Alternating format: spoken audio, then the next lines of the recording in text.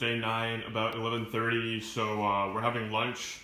This is what we're ordered to Food Panda. Again, found a restaurant that sold various kinds of dry noodles. This is its signature dry noodles. Here's like a thicker sort of noodle. It also sells assorted skewers. So we got an assortment of vegetable and meat skewers here. This is one my mom made, the water bamboo. I think the second time we had it. And we got some tofu. So the noodles taste really good, but you know, one of the unfortunate consequences of takeout is that, you know, they kind of stuck together. You know, it probably happened on the way here, but. Okay, so we put the skewers on a plate so you can see them better. I don't know how to translate all these into English, so for the ones that I cannot translate, I will just skip over because, yeah, that's that. So obviously you have the baby corn. This is broccoli. This is a sort of mushroom. It's got, I guess you call it like tree ear would be a little translation. I don't know if that's what they call it or not. This one is chicken gizzard. It's one of my personal favorites. And here we have pig ear, which is also really nice. So each one of these skewers here costs exactly 12 New Taiwanese dollars. So if you translate that to US dollars, it would be like a little more than 30 cents, I think. Right. So this restaurant specializes in Sichuan cuisine. And so if you look like closely, right, you can see like the deposits of like chili oil that's like literally splattered like all over these skewers. So basically like from the noodle to the skewers, right, to the other noodle, right, everything is either mildly spicy or like moderately spicy or very spicy. There is basically nothing that is not spicy here like on this table except for the dishes that we made ourselves. We're having afternoon tea, guys. This is an egg tart. This is milk tea made by this black tea we got at Carrefour. This is not a paid commercial. Okay, so it's dinner time, so we got some bentos. This is like the legitimate Taiwanese bento. I got some pork chop. My mom got some pork knuckle bento, right?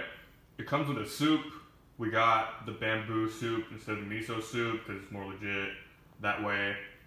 We got some eggs on the side, potato yam leaves that we steamed for ourselves.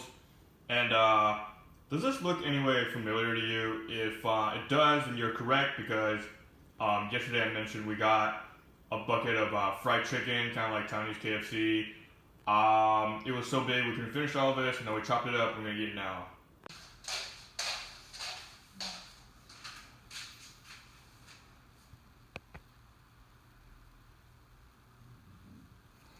Hey y'all, today is day 10 of our quarantine.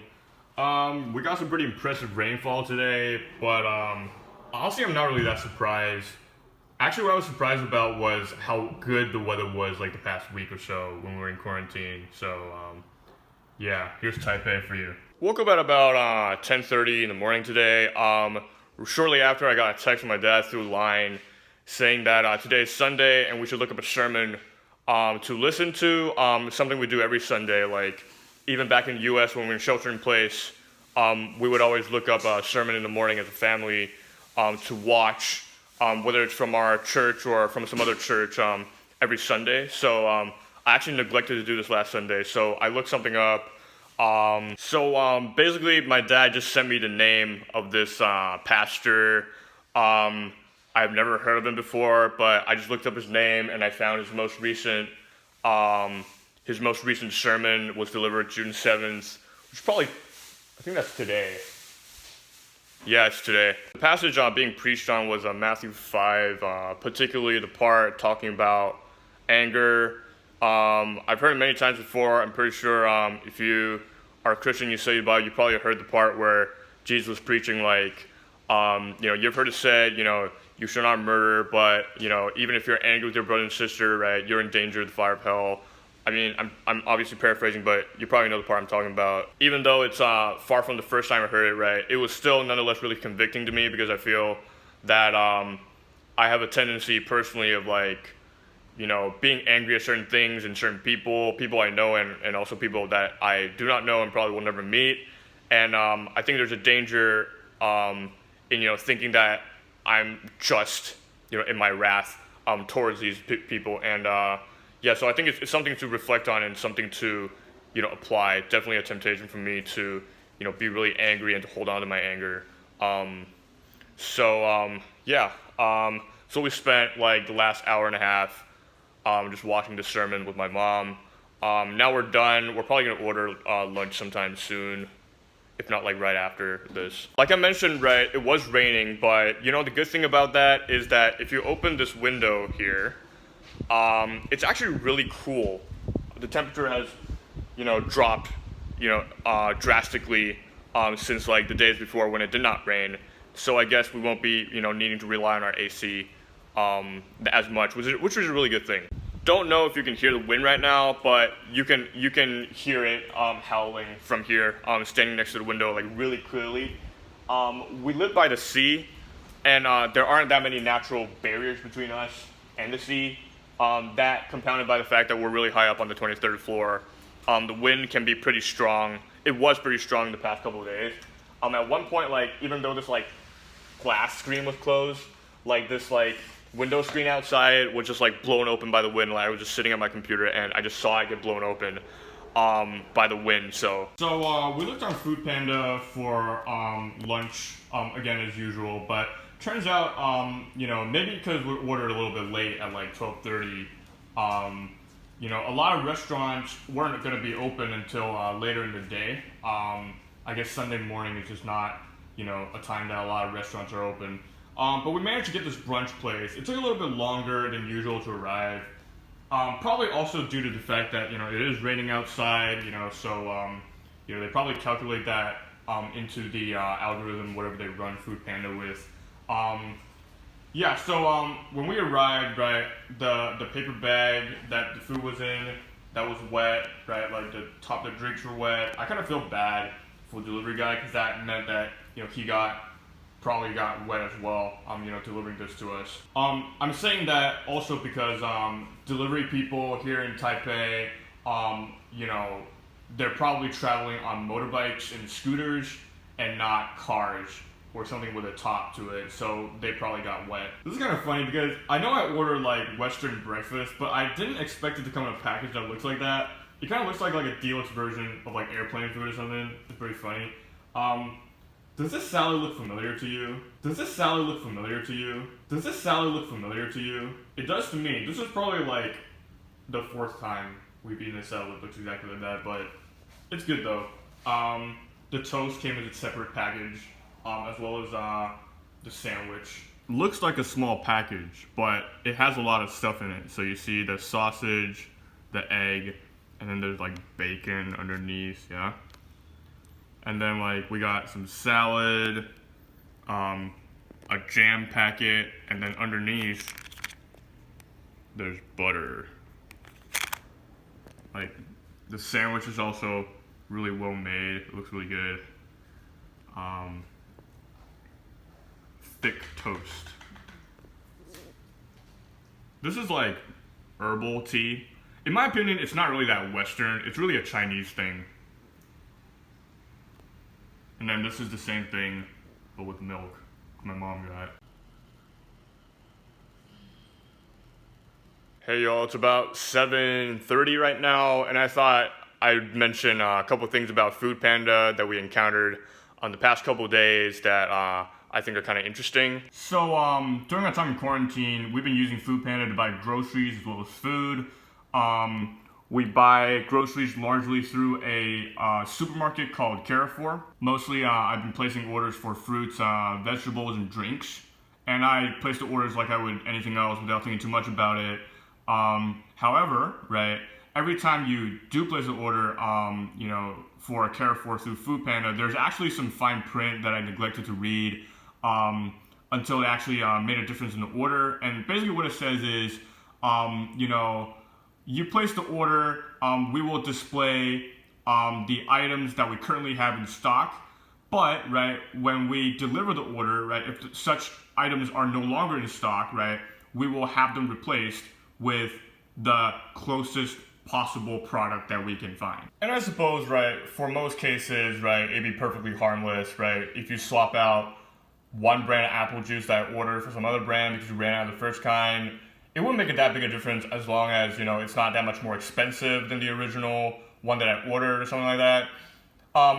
We ordered papaya the other day, and we got a papaya-shaped pumpkin, which is a pumpkin, even though it's shaped like a papaya, which has nothing to do with papayas. I mean, we don't even have the right knife to cut it, and so it's just taking up space in the fridge up until this point. And I honestly don't know how you determine, what makes a pumpkin the most similar fruit to a papaya? Like, how do you even judge which fruits are more similar to other fruits? Like, what algorithm do you use to determine this kind of thing? I really don't understand. It's beyond me. At this point, right, I can't say it was anybody's fault that we got this papaya-shaped pumpkin. It's actually kind of funny if I think about it, but, I guess what I'm trying to say is, it's probably not just Carrefour that has this kind of policy. Probably other supermarkets in Taiwan have the same policy or a similar one. So if you ever try to order anything, from a supermarket, right, in quarantine, you're in Taiwan, right, just keep in mind that they have this policy where they swap out, right, out of stock items with quote unquote the most similar product they can find. Okay, so now that I record this, I'm gonna put this pumpkin back in the fridge. So a couple of vlogs back, I talked about how my dad and my brother aren't able to order takeout / groceries / throw their trash away because, in short, the community managed board won't allow them to because they know they're in quarantine. So I promised I would give you guys an update. Here's the update. They have not worked anything out.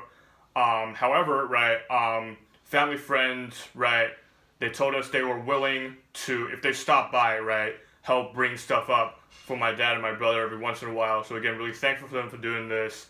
They really didn't have to, right? But now at least my dad and my brother have some access to takeouts and groceries, and maybe them would help them throw the trash away as well.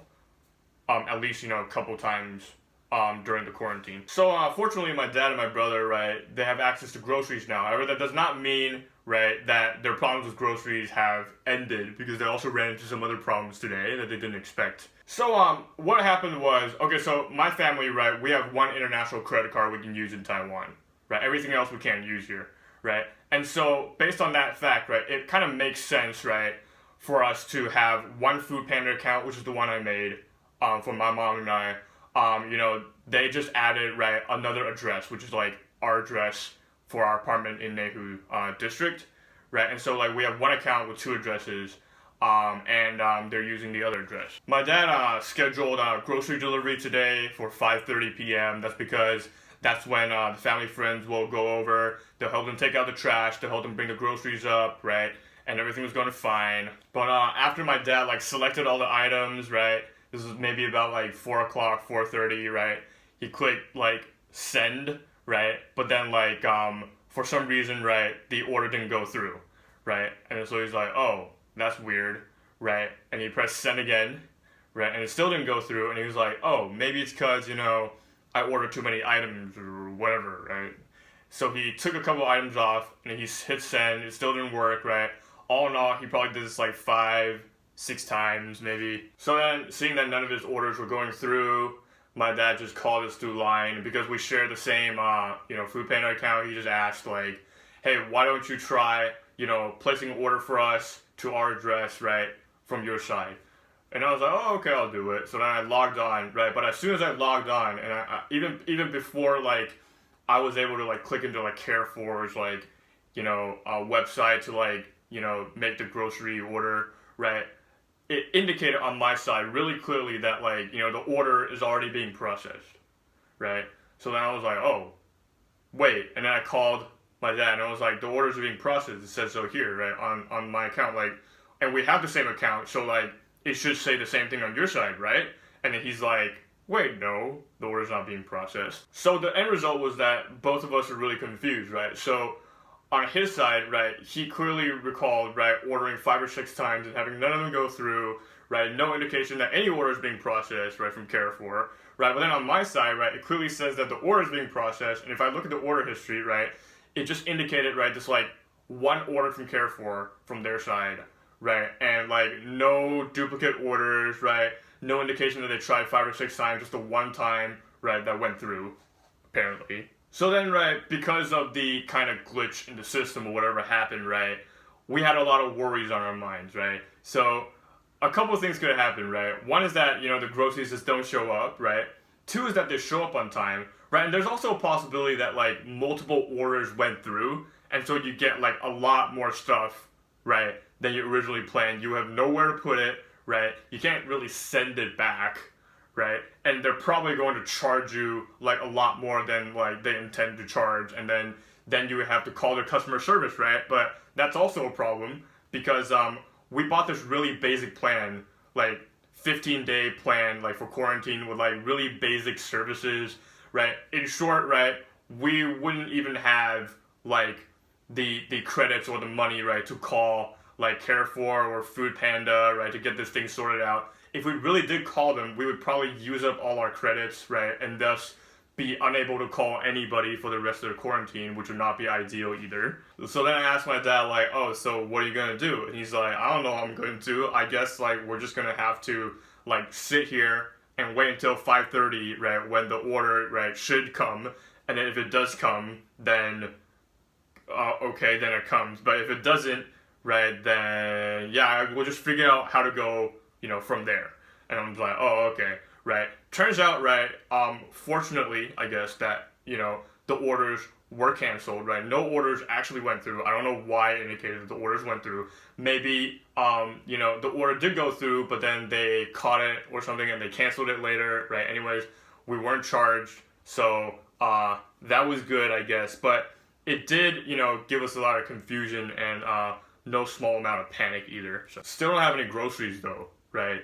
So I suppose that would be the main concern at this point. So I suppose they could try again tomorrow, and we'll see what happens. Hey y'all, so that's it from me for day 9 and day 10. Again, thank you for watching. Hope you enjoyed it. And really, just the fact that there are only 4 days left in my quarantine period, right? Really exciting for me personally because, I can see the light at the end of the tunnel, so to speak. So just a bit of news that I thought I'd share with all of you. I was usually watching Taiwanese news because my mom was watching it, and I learned that the total number of aggregate confirmed cases of COVID-19 in Taiwan is 443. Of these 443, I think 7 patients have died, and the vast majority of patients, right, have recovered, such that the amount of patients remaining in Taiwanese hospitals for COVID-19 are 6 people total. Now, with that said, I feel like, the Taiwanese government and its people, right, have by no means, right, let their guard down. They're still taking, safety precautions. They still take it really seriously, right?